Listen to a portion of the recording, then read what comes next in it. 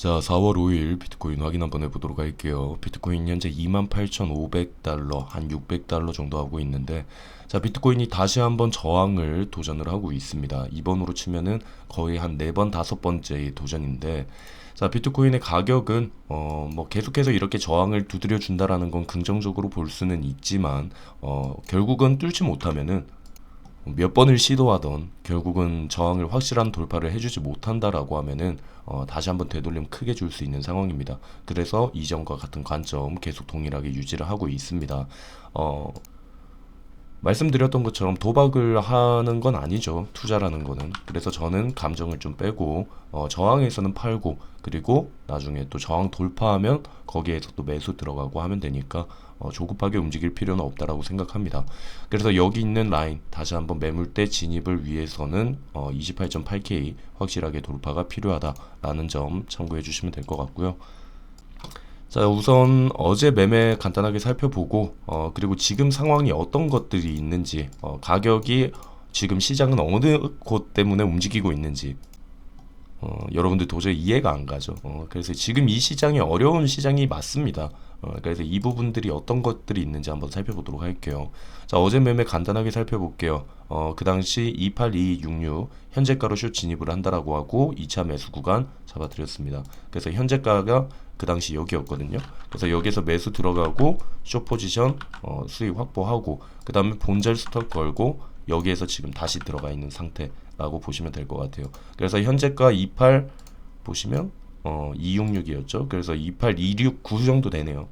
여기에서 해서 1차 수익 확보해서 40% 수익 내고요. 그리고 비트겟은 34%, 그리고 2차 수익 확보도 했어요. 그래서 여기에서 54% 수익 확보하고 40% 54% 수익 내고, 3차는 27657 생각을 했는데 안 됐거든요. 매수는 안 됐, 매도가 안 됐고, 그리고 이제 자러 갔어야 되기 때문에 마지막 매도는 걸어놓고 본절 스톱 걸고 간다라고 했어요. 그래서 본절 스톱 걸었고요. 그리고 아까 말했던 거 2차 매수 아까 매수가 됐더라고요. 그래서 지금 수익 중입니다. 자, 매매는 여기까지. 수익도 다른 분들 수익 나신 분들 다 축하드립니다. 자, 그러면 지금 이제 시장이 참 많이 혼란스러워요. 그래서 이 부분 어떤 것들이 있는지 살펴볼게요. 자, 우선 어제 구인 이직 보고서 발표가 됐습니다. 자, 보통은 높게 나오면 고용수가 많고 경제가 튼튼하다라는 것으로 판단을 하는데, 지금 여러분들 아시는 것처럼 페드 연준에서 인플레이션과 싸우고 있는 입장이죠.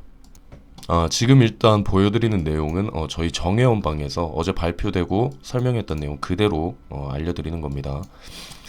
그래서 지금 이 고용 지표가 말했던 것처럼 페드 입장에서는 인력을 구하는 수요가 많다 보면은 임금의 상승을 막을 수가 없게 되죠.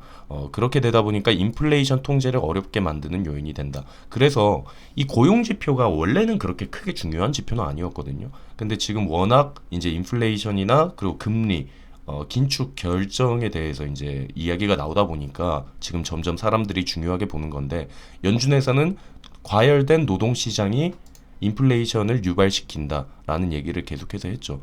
그래서 이 고용 지표가 조금 안 좋게 나오면 식어야지 일단은 페드 입장에서 인플레이션 입장에서는 좋은 겁니다. 하지만 말했던 것처럼 시장은 어떻게 반응하고 해석할지 모르겠다라고 얘기를 했죠. 자, 예를 들면은 여기 지금 이렇게 낮게 나왔어요. 그러면은 페드 입장에선 좋은 거라고 했죠. 과열된 노동 시장이 식어야 하니까. 그런데 여기에서 만약에 가격이 내려갔잖아요. 그러면 시장은 뭐라 얘기하는 줄 아세요? 경기 침체가 오고 있다 라는 이렇게 붙여넣기를 한단 말이에요.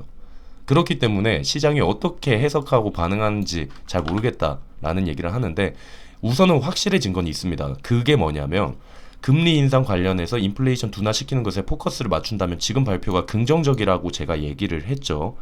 하지만 섣부르게 이것만 보고 판단하지 말자 했는데, 자, 여기를 뒷받침해주는 근거가 있습니다. 자, 보시면 어제 영상에서 말씀드렸죠. 오펙 회의에서 기습 감산의 유가 급등, 인플레 기름 분할라는 이 기사에 대해서 설명을 드렸는데, 지금 이것 때문에 확실해졌어요. 고용 지표는 안 좋게 나오는 게 지금 맞습니다. 경기 침체건 뭐건 그게 중요한 게 아니라 지금 당장은 고용 지표가 낮게 나오는 게 맞습니다.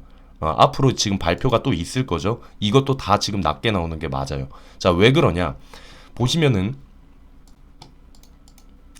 자, 지금 이 유가가 상승을 엄청 많이 했죠. 지금 80달러 지금 한 번에 이렇게 돌파를 했죠. 이때 이후로. 자, 이런 식으로 지금 가격 상승이 이끌어졌는데 여기서 지금 말하는 건 부진한 경제 지표가 원유 수요가 점차 둔화될 가능성을 반영을 한다. 즉, 지금 이 경제 지표가 안 좋게 나왔죠. 그래서 이게 경기 정부 입장에서는 뭐 그렇게 좋은 건 아닌데 오히려 이 경제 지표가 부진하게 나왔음으로 인해서 원유의 수요가 둔화된다. 그렇게 되면은 지금 상승하고 있는 이 유가 상승세를 조금 잡아둘 수가 있다라는 거죠. 자, 유가가 상승이 되면은 인플레이션을 유발할 수 있고 당연히 비트코인의 가격에도 안 좋게 작용을 할 수가 있겠죠. 하지만 이 경제 지표가 작게 안 좋게 나옴으로 인해서 이 원유 수요를 줄여버릴 수 있단 말이죠. 그렇게 되면은 이 원유 가격을 상승시키는 걸 조금 둔화시킬 수 있다. 그래서 이번에 구인이지 보고서가 990만 건으로 전월보다 감소를 했는데 이게 2021년 5월 이후에 가장 적은 수준이에요. 그러니까 이제 부진하게 좀 나왔다라는 거죠.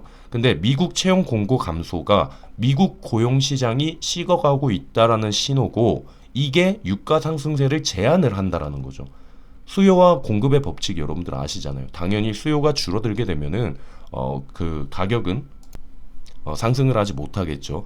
그래서 지금 수요가 유지되고 증가가 된다면은 만약에 유가가 여기에서 고용 지표까지 과열이 되어 버린다라고 하면은 유가 상승세 더 심해질 수가 있고 그렇게 되면은 당연히 인플레이션 압박 다시 들어올 겁니다.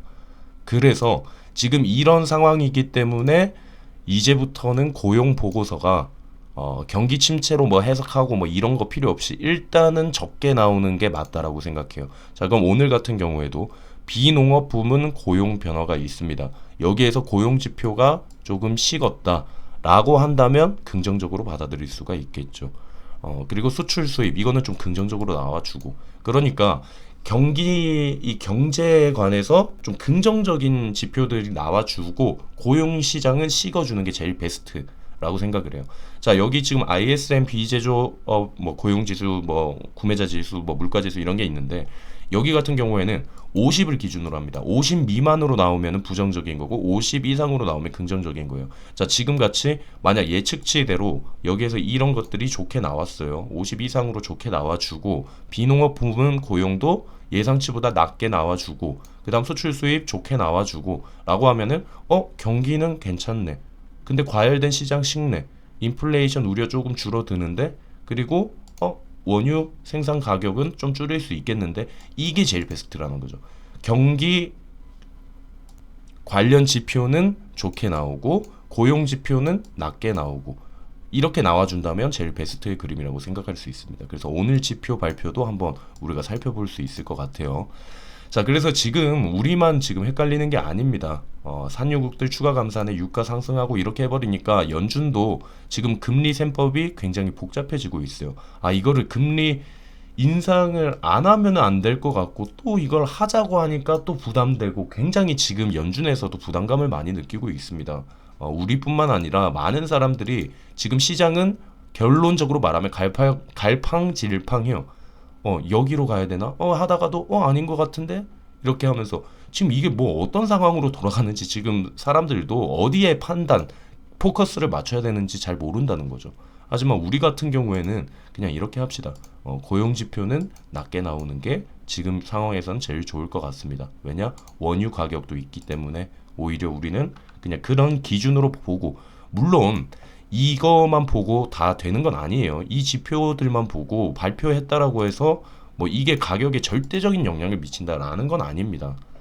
아시는 것처럼. 하지만 우리는 일단 헷갈리지만 그래도 우리는 기준을 이렇게 맞춥시다. 기준을 맞추고 어제 발표가 있고 나서 보시면은 달러 인덱스도 지금 떨어졌고 미국 채권물, 10년물도 이렇게 떨어지는 모습을 볼 수가 있었거든요. 그래서 일단은 우린 고용 지표 어떻게 나오면 좋다? 안 좋게 나오면 그걸로 인해서 과열된 노동시장 식일 수가 있고 그리고 쓰는 사람들 고용이 적어지는 건 그 회사를 운영을 하는 그걸 좀 줄인다라는 거죠. 그렇게 되다 보니까 당연히 원유 수요가 줄어드는 거죠. 그래서 지금 같은 경우에는 이게 맞다. 안 좋게 나오는 게 맞다. 라고 생각하시면 될 것 같아요. 자, 일단 오늘 발표 우리 잘 체크해보고, 말했던 것처럼 좀 뚫어주면 좋겠네요. 시원하게 한번 뚫어줬으면 좋겠는데, 이번에도 계속해서 두드리고 있다라는 건 긍정적으로 볼 수가 있습니다. 하지만 말했던 것처럼, 왠지 뚫을 것 같다. 라는 이런 도박을 걸지는 말자라는 거죠. 뚫을 것 같으니까 그냥 사놓을까? 이건 도박이라는 거죠. 나중에 뚫고 나서 들어가도 된다. 라는 얘기입니다. 그래서 여러분들도 본인의 기준을 잘 맞추셨으면 좋겠습니다. 일단 오늘 영상은 여기에서 마무리하도록 하겠습니다.